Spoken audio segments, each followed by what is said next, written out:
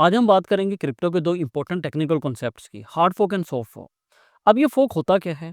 Blockchain को दो हिस्सों में बांटा किया जाता है और नए कॉइन्स कब बनते हैं। मगर इन तमाम चीज़ों से पहले आपको ब्लॉकचेन बेसिक्स को भी समझना ज़रूरी है। अब सोचें कि ब्लॉकचेन जो है एक डिजिटल नोटबुक है कि जिसमें आप तमाम ट्रांजैक्शंस का जो रिकॉर्ड है वो लिखते हैं ब्लॉक बाय ब्लॉक। ये हो गया आपके पास में ब्लॉकचेन का एक सादा सा कॉन्सेप्ट। लेकिन कभी-कभी लोग कहते हैं कि अभी इसमें जो रूल्स हैं, हमें उन रूल्स को चेंज करना है। तो यहाँ पे आपके पास में 2 तरीक़ाकार होते हैं, एक होता है सॉफ्ट फोक, एक होता है हार्ड फोक। मैं अपनी बात को रिपीट करता हूँ। आप समझो कि ब्लॉकचेन एक डिजिटल नोटबुक है जिसमें तमाम ट्रांज़ैक्शंस लिखी जाती हैं। उनमें जब किसी भी किस्म का रूल तब्दील करना होता है, तो उस तब्दीली को लाने के लिए आपके पास में 2 तरीक़ाकार होते हैं, एक होता है सॉफ्ट फोक, एक होता है हार्ड फोक। सॉफ्ट फोक का मतलब होता है कि पुरानी चेन के अंदर नए रूल्स को मज़ीद टाइट कर देना। हार्ड फोक का मतलब होता है पुरानी चेन छोड़कर नई चेन पे आ जाना। हम सॉफ्ट फोक को थोड़ा डिटेल में समझते हैं। ये एक छोटी सी अपडेट होती है जिसमें नए रूल्स इतने स्ट्रिक्ट होते हैं कि पुरानी मशीन्स, नोड्स और माइनर्स भी उन्हें समझ लेते हैं। उसके अलावा कोई ऑप्शन नहीं होता। इसलिए पूरी ब्लॉकचेन वही पुरानी रहती है, कोई भी यहाँ पे नई ब्लॉकचेन नहीं बनती है। फ़र्ज़ कीजिए कि आपके पास में व्हाट्सएप है, उसके ऊपर एक अपडेट आई है तो आपको नए फीचर मिल जाते हैं। लेकिन अगर किसी ने अपडेट नहीं भी किया है, तो भी वो ऐप चला सकता है। यानी सब एक ही ऐप पे हैं, कोई स्प्लिट यहाँ पे नहीं होता है। अब आपको मैं शॉर्ट फोक के कुछ एग्ज़ाम्पल्स देता हूँ, जो कि आपको समझने में मज़ीद आसान कर देंगे। यहाँ पे नए रूल्स आते हैं, लेकिन पुरानी मशीन्स उनको समझ जाती हैं। ब्लॉकचेन यहाँ पे एक ही रहती है, यहाँ पे 2 टुकड़े नहीं होती हैं, स्प्लिट नहीं होती हैं, यहाँ पे नए कॉइन्स नहीं बनते हैं, कॉइन यहाँ पे पुराना ही रहता है। सिर्फ सिस्टम को टाइट किया जाता है और सिक्योर किया जाता है। अगर आप बात करें हार्ड फोक की, तो जब सिस्टम 2 हिस्सों में टूट जाए, तो यहाँ पे हार्ड फोक होता है। हार्ड फोक का मतलब ये है कि ऐसी अपडेट जिसमें नए रूल्स इतने डिफरेंट हैं कि पुरानी मशीन्स उन्हें समझने से कासिर हैं।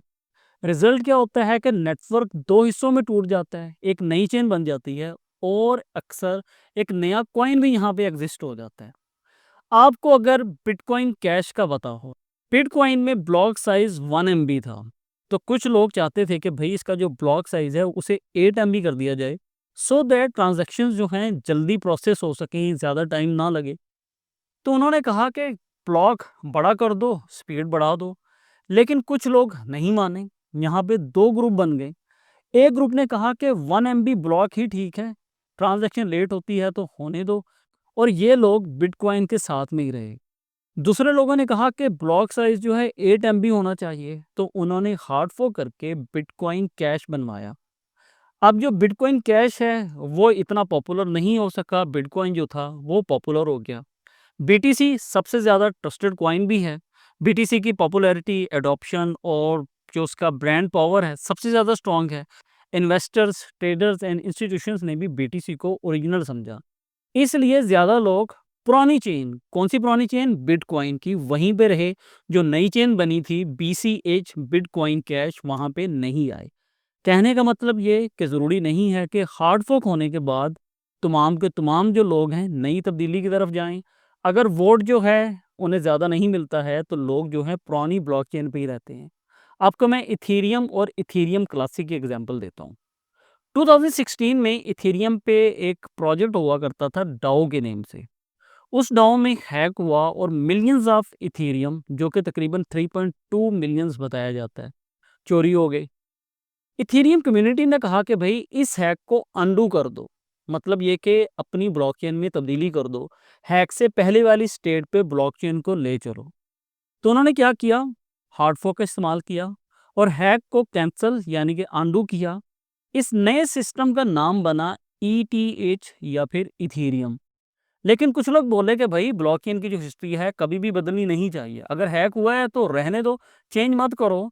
तो ये लोग पुरानी चेन पे रहे जो कि थी इथेरियम क्लासिक के नेम से, और जो लोग नई चेन पे आए वो थे इथेरियम वाले। इथेरियम पे ज़्यादा लोग आ गए, इस वजह से इथेरियम पॉपुलर रहा। ईटीसी पे कम लोग रह गए, इस वजह से ईटीसी क्लासिक यानी कि इथेरियम जो क्लासिक है वो इतना पॉपुलर नहीं हो सका। इथेरियम ने हैकर से पैसे वापस ले लिए। नए इन्वेस्टर्स और डेवलपर्स ने इथेरियम को ही असली मान लिया। इथेरियम पे ज़्यादा डेवलपमेंट, डेप्स और इनोवेशन हुआ, इसलिए इथेरियम पॉपुलर बन गया और ज़्यादा लोग उसी पे रहे। अब अगर मैं यहाँ पे आप लोगों को हार्ड फोक और सॉफ्ट फोक का एक समरी दूँ, तो सॉफ्ट फोक में जो रूल्स होते हैं स्ट्रिक्ट होते हैं, हार्ड फोक में रूल्स डिफरेंट होते हैं।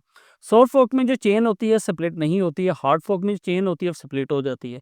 सॉफ्ट फोक में कॉइन चेंज होने के कोई भी चांसेस नहीं होते हैं, हार्ड फोक में कॉइन चेंज हो सकता है और होता भी है। आप लोगों को यहाँ पे मैं एक बोनस चीज़ बताता चलता हूँ। अगर सारी कम्युनिटी एग्री कर जाए नए रूल्स पर, तो हार्ड फोक होने के बावजूद भी चेन स्प्लिट नहीं होती है। सब नए लोग ब्लॉकचेन पे माइग्रेट कर जाते हैं और नया कॉइन भी नहीं बनता है। तो अगर आप लोगों को ये एक्सप्लेनेशन समझ आया है, आप लोग क्रिप्टो के कुछ सिग्नल चाहते हो, तो आप लोग हमारे टेलीग्राम चैनल को ज्वाइन कर सकते हो। वीडियो पसंद आने की सूरत में आप कमेंट कर सकते हैं। नेक्स्ट वीडियो आप लोग किस कंटेंट पे, किस टॉपिक पे चाहते हैं, उसके लिए भी कमेंट कर सकते हैं। तो हमारे चैनल को सब्सक्राइब कीजिए। मिलते हैं नेक्स्ट वीडियो में। इजाज़त दीजिए, ख्याल रखिए। बहुत शुक्रिया। अल्लाह हाफ़िज़।